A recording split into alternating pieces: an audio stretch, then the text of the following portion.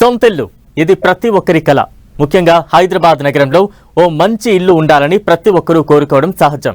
తమ కష్టార్జితాన్నంతా వెచ్చించి సొంతింటి కలను నెరవేర్చుకోవాలని ప్రయత్నిస్తూ ఉంటారు. అయితే పైసా పైసా కూడబెట్టి కొనుగోలు చేసే ఇల్లు లేదా ఇంటి స్థలం విషయంలో చేసే చిన్న తప్పులతో భారీగా నష్టపోతున్నారు ప్రజలు. తక్కువ రేటుకే సొంతిల్లు అంటూ ప్రీ లాంచింగ్ ఆఫర్లతో వందల కోట్ల మోసాలకు పాల్పడుతున్నాయి కొన్ని సంస్థలు. అసలు ఇలాంటి మోసాలను గుర్తించి వాటికి ఎలా చెక్ పెట్టాలి? ఆస్తుల కొనుగోలులో తీసుకోవాల్సిన జాగ్రత్తలు ఏంటి? Watch the story. ప్రాపర్టీ కొనుగోలులో బీ కేర్ఫుల్. చిన్న పొరపాటు చేసినా అసలుకే ఎసరు. ప్రీ లాంచింగ్ ఆఫర్లతో మోసం చేస్తున్న కొన్ని సంస్థలు. ప్రాపర్టీ కొనుగోలులో జాగ్రత్తలు పాటించాల్సిందేనంటున్న ఎక్స్పర్ట్స్. సొంతిల్లు ఈ మాట మనలో చాలా మందికి ప్రశాంతతనిచ్చే అంశం. కుటుంబ బాధ్యతల్లో ఉన్న ప్రతి వ్యక్తి సొంతింటి కోసం కలలు కంటారు. చిన్నదో పెద్దదో తమ ఆర్థిక స్తోమతకు అనుగుణంగా ఒక ఇల్లు కట్టుకోవాలని లేదా ఇంటి స్థలం కొనాలని అనుకుంటారు. తన కుటుంబానికి తన బిడ్డలకు సెక్యూరిటీ ఉండేలా మంచి ప్రాజెక్ట్ కోసం చూస్తుంటారు. అందుకోసం కొంతమంది తమ జీవితాంతం కష్టపడి సంపాదించిన డబ్బునంతా వెచ్చించి ఇల్లు లేదా ఇంటి స్థలం కొనుగోలు చేస్తారు. మరికొందరైతే తమ ఆదాయంలో కొంత భాగాన్ని ఈఎంఐగా చెల్లిస్తూ సొంతింటి కలను నెరవేర్చుకుంటుంటారు. అయితే ప్లాట్స్, ఖాళీ స్థలాలు, నిర్మించిన ఇంటి కొనుగోలు విషయాల్లో ఆచితూచి అడుగులు వేయాల్సిన అవసరం ఎంతైనా ఉంది. ఇటీవల కొన్ని రియల్ ఎస్టేట్ సంస్థలు చేస్తున్న మోసాలు ఇలాంటి అంశాలను నొక్కి చెబుతున్నాయి.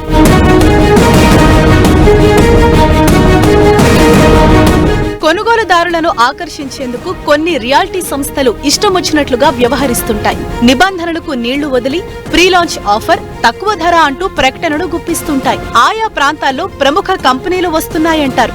భవిష్యత్తులో భారీగా రేట్లు పెరుగుతాయి అంటారు. గ్రాఫిక్స్ మాయాజాలం చేస్తారు. తక్కువ ధరే కదా అని డబ్బులు చెల్లించారో ఇక అంతే సంగతులు. అదిగో ఇదిగో అంటూ బోర్డు తిప్పేస్తారు. గత కొన్నాళ్లుగా హైదరాబాద్ కేంద్రంగా అక్కడక్కడ కొన్ని రియాలిటీ సంస్థలు వినియోగదారులకు కుచ్చుటోపీ పెడుతున్నాయి. కోట్లాది రూపాయలు పోగేసుకుని ప్రాజెక్టులను పక్కన పెట్టేస్తున్నాయి. దాంతో లబోదిబోమనడం కస్టమర్ల వంతవుతోంది. అలాంటి వాటి పట్ల జాగ్రత్తగా ఉండాలంటున్నారు పోలీసులు.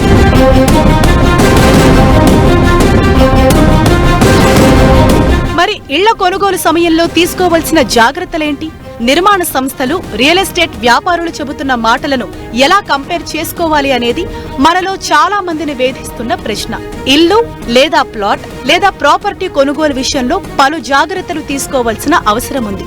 లేదంటే తరువాత చాలా కష్టాలు ఎదుర్కోవాల్సి ఉంటుంది. ముఖ్యంగా ఆ లేఅవుట్ లేదా నిర్మాణానికి సంబంధిత విభాగాల పర్మిషన్లు ఉన్నాయో లేదో పూర్తిగా చెక్ చేసుకోవాలి. తర్వాత క్షేత్రస్థాయిలో లేఅవుట్ లేదా భవన నిర్మాణ ప్రాంతం పనులను పరిశీలించుకోవాలి.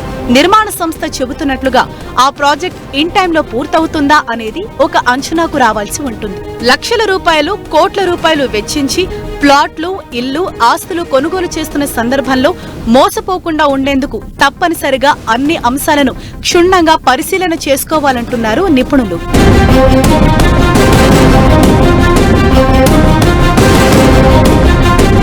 ప్రాజెక్టులను పరిశీలించేటప్పుడు ఆయా ప్రాంతాలకు అనుగుణంగా హెచ్ఎండిఏ లేదా మున్సిపాలిటీలు, గ్రామ పంచాయతీలు ఇచ్చే పర్మిషన్లు సరైనవేనా లేదా అనేది తనిఖీ చేసుకోవాలి.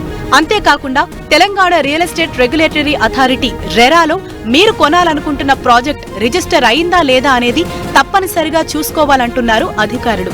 కొనుగోలుదారుల హక్కుల పరిరక్షణ కోసం టీఎస్ రెరా అనేక చర్యలు తీసుకుంటుంది. ప్రాజెక్ట్ అనుకున్న టైంకు పూర్తి కాకుంటే అందుకు తగిన నష్టాన్ని కొనుగోలుదారుకు చెల్లించే అవకాశం రెరాలో నమోదు చేసుకున్న ప్రాజెక్టుకు ఉంటుంది. రెరాలో ఒక ప్రాజెక్టు రిజిస్టర్ అయ్యిందంటే అందుకు సంబంధించిన అన్ని డాక్యుమెంట్స్ సరైనవిగా భావించేందుకు అవకాశం ఉంటుంది. రెరాలో నమోదు చేసుకున్న ప్రాజెక్టుల వివరాలను పూర్తి స్థాయిలో పరిశీలించిన అనంతరం అధికారులు వారికి ప్రత్యేకంగా అనుమతులు మంజూరు చేస్తారు. ఎవరైనా డెవలపర్స్ లేదా రియల్ ఎస్టేట్ వ్యాపారులు ప్రకటనలిస్తున్న సందర్భంలోనూ తప్పనిసరిగా సంబంధిత సంస్థల పర్మిషన్ నెంబర్లు, రెరా నెంబరు కూడా ముద్రించాల్సి ఉంటుంది. వాటన్నింటినీ సరిచూసుకున్న తర్వాత కొనుగోలు చేస్తే ఇబ్బందుల నుంచి గట్టెక్కవచ్చంటున్నారు అధికారులు. ఖచ్చితంగా మ్యాండేటరీ రావాల్సింది 500 స్క్వేర్ మీటర్స్ కానీ లేదా 8 యూనిట్స్ దాటినా కానీ మన రెరాకు ఆన్లైన్లో ఒక 18 ఐటమ్స్లో అది కూడా consumer or home buyer interest point of వ్యూలో వాళ్ళ ఇంట్రెస్ట్ ప్రొటెక్ట్ చేయడం కోసం వాళ్ళు సబ్మిట్ చేయాలి.